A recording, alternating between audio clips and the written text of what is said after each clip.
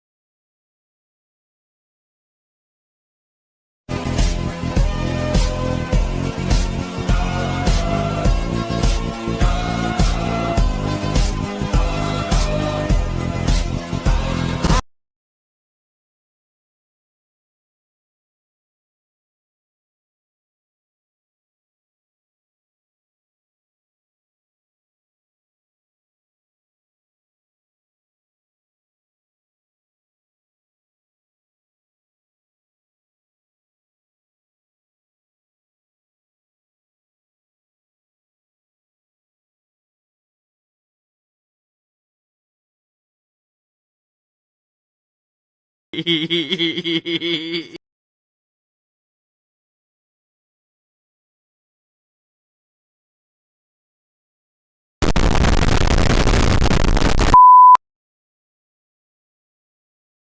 never told you this, did I?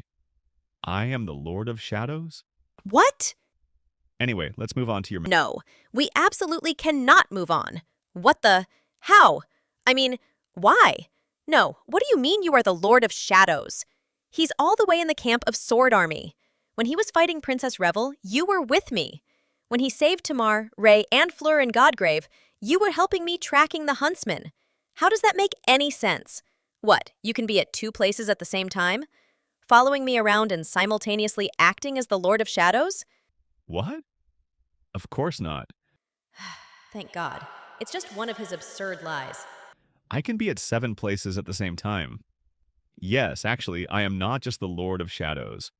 I am also a knight commander in valor, a memory purveyor of the Ivory Island, and I also run a small cafe in Bastion. You? Run a cafe?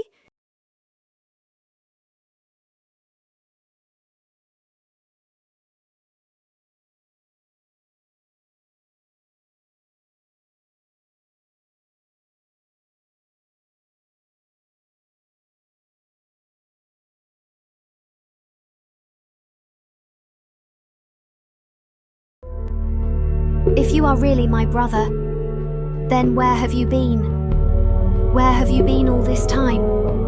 Looking at the young man sitting in front of her. The familiar, insufferable, whimsical, caring, strong, funny, unreliable, dependable man who had been her companion, confidant, teacher, and protector for the last 4 years. Rain took a shaky breath. Then she said tentatively, "But, brother..."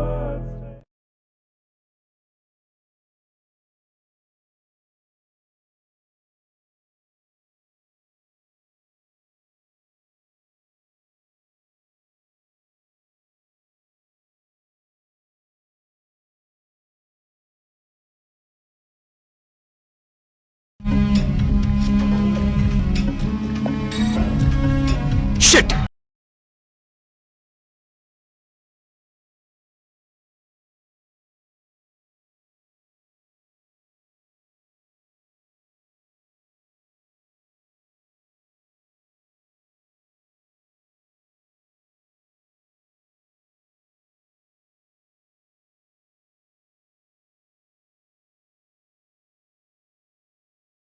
I hope you don't mind that I have come to welcome you, accompanied by others. Considering your great strength, you wouldn't have wanted Clan Song to humiliate you by only sending 1 or 2 saints here. Indeed. I would have been enraged if your queen only sent a few of her minions to face me. This, though, this makes me quite content. I only regret that you didn't bring more. Mordret flower, it's in every living thing. Man, use your power.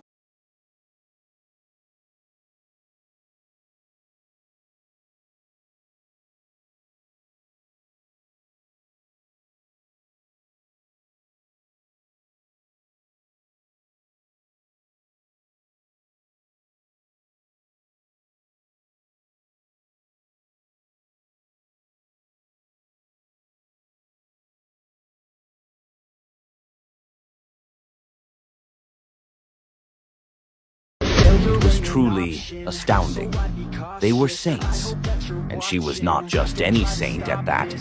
She was a princess of the Song domain, and yet 7 saints were barely managing to contend against a completely unknown warrior.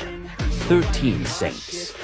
How ironic it was that the war to decide the fate of 2 worlds, the Realm War, could have been decided by the choice of a single man.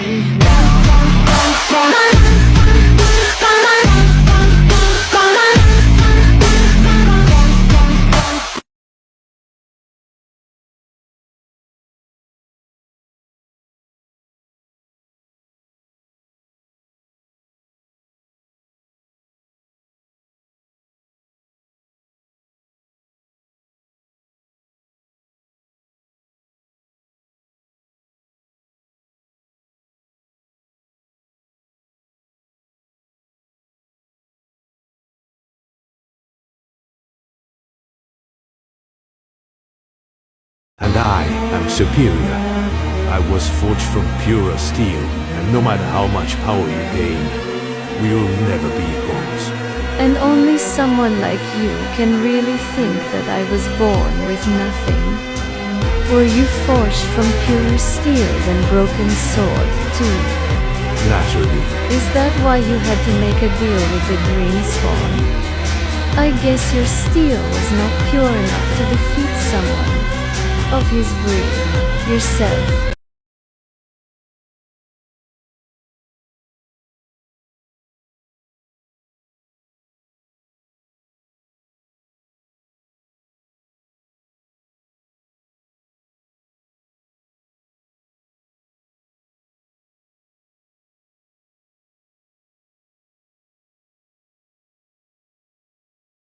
The stage was set for the Lord of Shadows to make his entrance. As Sunny rose to his feet, he saw the daughters of Kai Song and the soldiers behind them flinch. He smiled behind the visor of his helmet. Oh, but you might become orphans.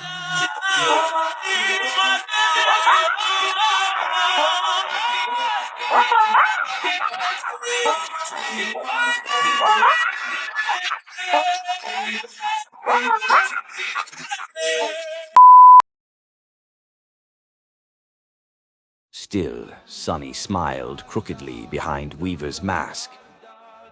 He opened his mouth and asked in a hoarse voice, straining to make himself heard. "Hey, King of Swords, do you wish to kill me?" Anvil looked at him coldly. "I do. I will." Sunny couldn't help it after all, and let out a stifled, sinister laugh. The cursed blade cut him, and he grimaced. A dark, murderous fury rose like a pyre in his heart. Sunny spat. "Listen, you wretch. You can't kill me. You are not worthy enough to kill me." He mustered what little remained of his strength, arduously pushing Anvil's sword a few centimeters back for a moment. "A man worthy of killing me has not been born in this world yet." Kneeling, bleeding, utterly broken, Sunny looked up at Anvil and laughed again. "And never will be. I am the heir of death, you fool. Did you really think that you could kill death? The only thing that could kill death was death itself." As brilliant light illuminated them, forcing Anvil to freeze, Sunny raised Serpent with his free hand. The black Odachi ripple, turning into a ghostly stiletto. And just as his arm started to crumble into ash, Sunny grinned, turned the blade of the stiletto against himself, and plunged it into his own heart.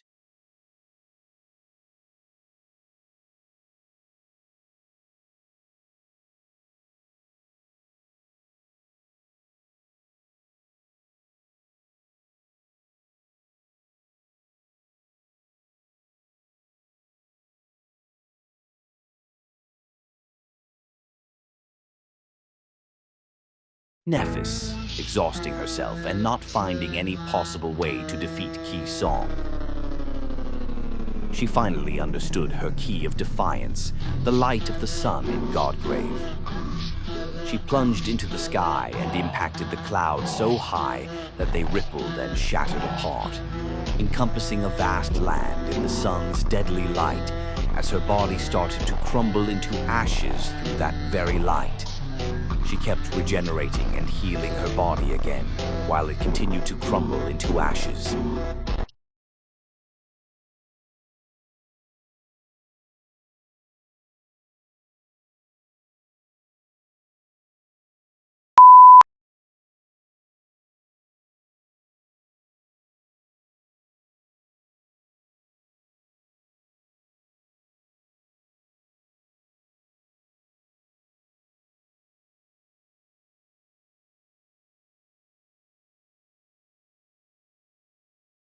Those who possessed forms that resembled humans knelt.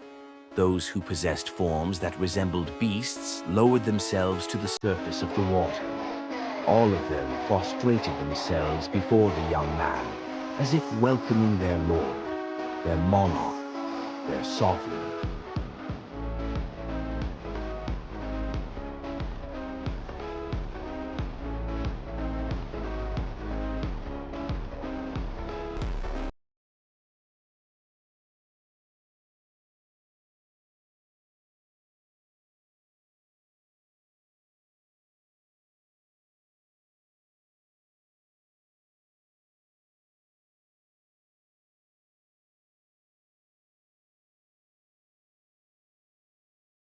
Not bad for a rookie sovereign, don't you think?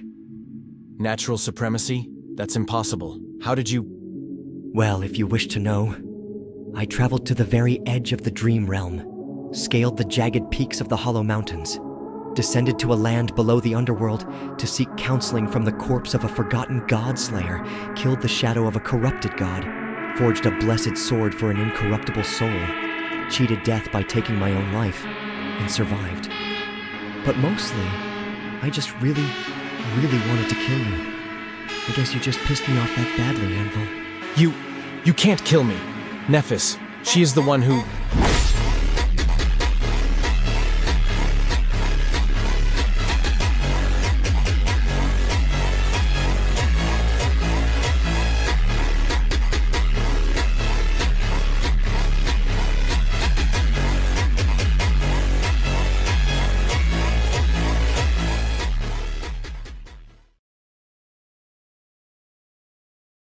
Can you feel it, Queen Song? Your daughters have turned their backs on you. Your callousness has driven them away, and now they are a part of my domain. Are you saying this to shake my resolve? I just want to see if you care about them at all. Beastmaster was barely alive when I healed her. Moonveil was dying. She would have been dead by now if not for me. Their mother led them to their deaths while their enemy saved them. Isn't that ironic? Even as we speak, my flames are permeating them, granting them power. However, my flames can both create and destroy. Now that they are a part of my domain, I can burn them to ash. Are you threatening to kill my daughters, Nephis? No, I am promising to keep them alive, as long as you don't retreat from this battlefield until one of us is dead.